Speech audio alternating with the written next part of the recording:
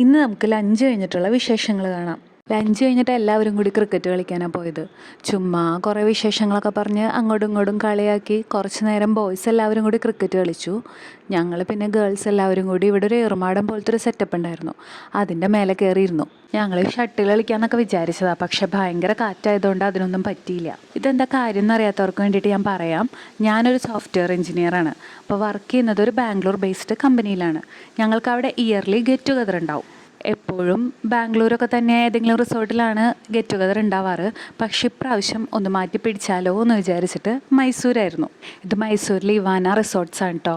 എല്ലാ സൗകര്യങ്ങളും ഉണ്ടായിരുന്നു. അടിപൊളി നല്ല ക്ലീൻ ആയിട്ടുള്ളൊരു പൂളൊക്കെ ഉണ്ടായിരുന്നു.